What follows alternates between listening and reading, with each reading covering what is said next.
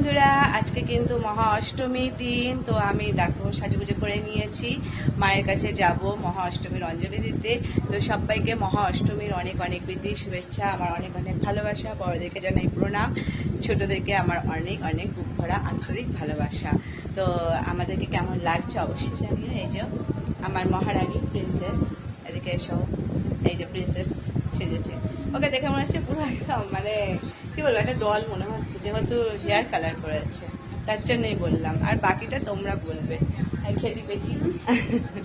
তো যাই হোক, আর আমার মাম্মা এই যে এখনো কিন্তু তার সাজুগুজো হয়নি, এখনো আয়নার সামনে যাচ্ছে, ওখানে যাচ্ছে, মানে কোনটা কি করবে না করবে বুঝতে পারছে না।